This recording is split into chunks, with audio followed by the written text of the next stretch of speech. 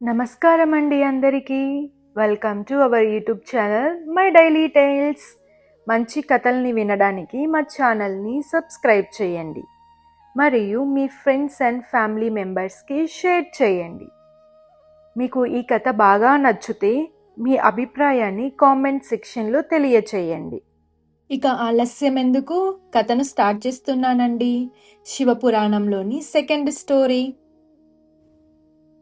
తెలిసి కానీ తెలియక గాని పరమేశ్వరుణ్ణి ఆరాధించినట్లయితే ఆ భక్తులను ఈశ్వరుడు ఎప్పుడూ చల్లగా చూస్తాడు. దీనికి ఎగ్జాంపుల్గా ఒక స్టోరీ చెబుతా వినండి. ఆ స్టోరీ పేరు గుణనిధి. పూర్వకాలంలో కాపిల్య నగరంలో యజ్ఞదత్తుడనేవాడు ఉన్నాడు.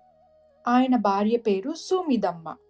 ఇతను వేదాంగ విదుడు, శాస్త్రవేత్త, పరమనిష్ట గరిష్ఠుడు. రాజ ఆదరణతో పాటు ప్రజల మన్ననలు కూడా పొందాడు. ఈ యజ్ఞదత్తుడు సోమిదమ్మకి ఒక కుమారుడి పేరు గుణనిధి. ఒక్కడే కుమారుడు కావటం చేత అతన్ని చాలా అల్లారి ముద్దుగా పెంచారు.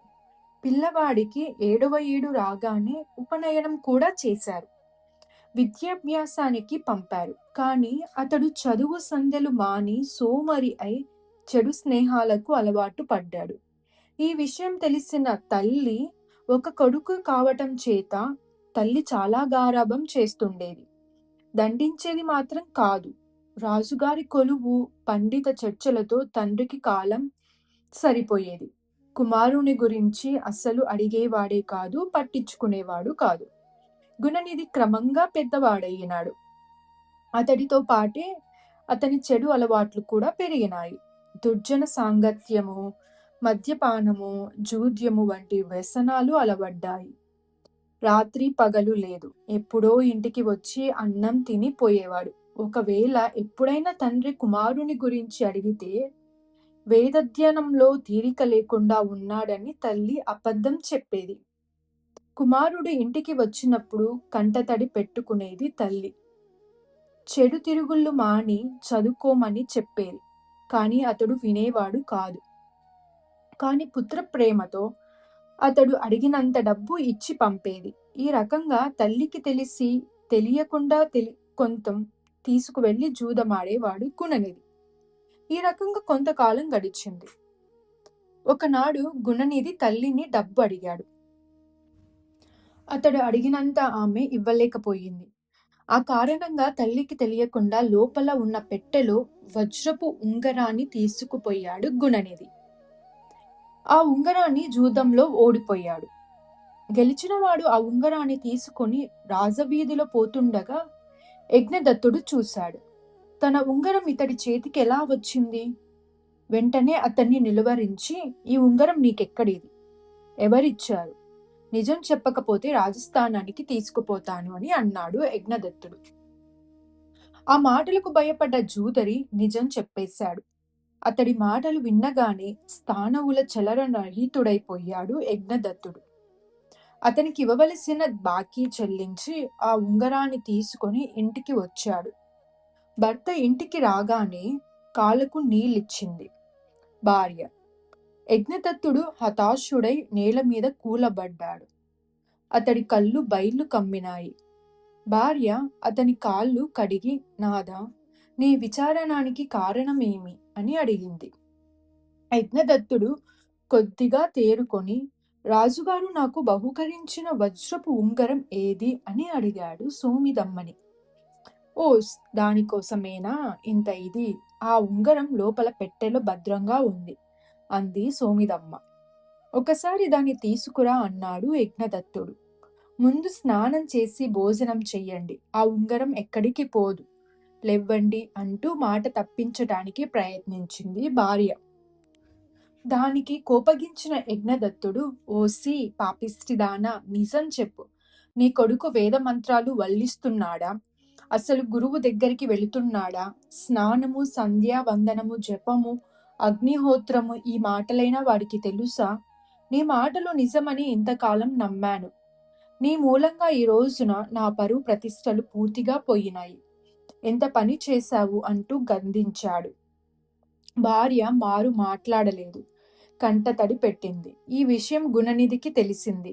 ఇంటికి వెళ్లే ధైర్యం చాలలేదు. ఏం చెయ్యాలో తెలియక ఊరు వదిలి పారిపోయాడు. ఉన్నప్పుడు తినటం, లేనప్పుడు పస్తు ఉండడం, ఎక్కడికి వెళ్ళాలి, ఏమి చెయ్యాలి ఇలా ఆలోచిస్తూ ఒక గ్రామం చేరాడు. ఆ ఊర్లో ఒక శివాలయం ఉంది. ఎక్కడికి వెళ్ళాలో తెలియని గుణనిధి శివాలయంలోకి వెళ్ళాడు. ఆ రోజు శివరాత్రి. ఆ రాత్రంతా భక్తులు అక్కడ చేరి భజనలు చేస్తున్నారు. గత 2 రోజులుగా భోజనం చెయ్యలేదు గుణనిధి. నీరసించిపోతుంది శరీరం. నిద్రపోదామంటే అంతా భజన గోలగా ఉంది. ఇంతలో భక్తులు పూజలు పూర్తయినాయి. భగవంతుడికి నివేదనలు చేశారు. వారంతా ఆ రోజు ఉపవాసం ఉన్నారు కాబట్టి ఆ ప్రసాదం ఎవ్వరూ తినలేదు. తెల్లవారబోతున్నది. భక్తులు స్నాన సంధ్యలు పూర్తి చేసుకోవటానికి బయటకు వెళ్లారు. ఆలయంలో ఎవ్వరూ లేరు. దేవుని విగ్రహం దగ్గర అనేక రకాలైన తినుబండారాలు ఉన్నాయి. గుమగుమ వాసనలు. ఆకలి బాధతో అలమటిస్తున్న గుణనిధికి శివుని అనుగ్రహం లభించినట్లనిపించింది.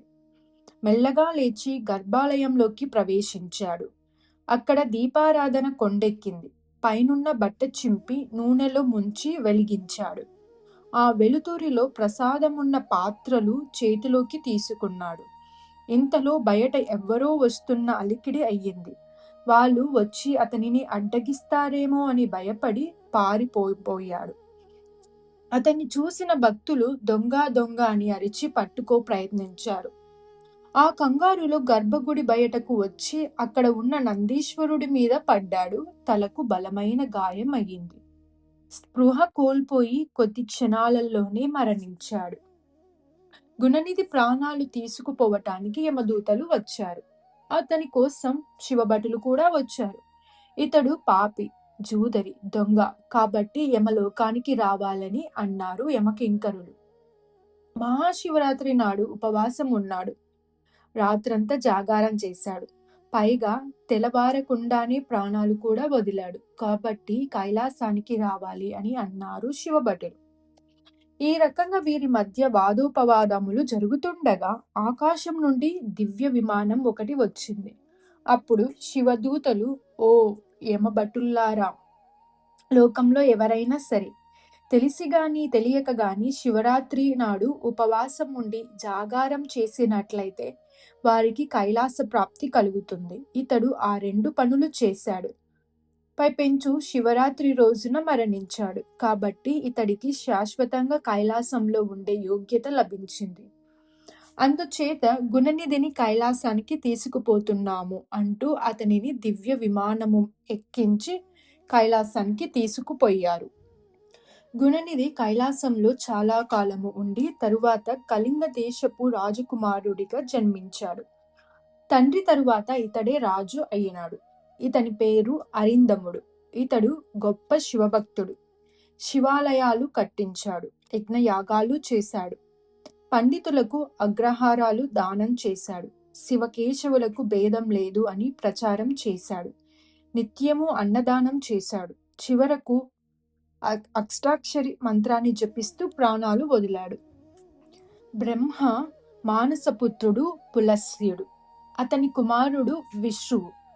విష్ణువు భరద్వాజుని కుమార్తె దేవవర్ణిని వివాహం ఆడాడు.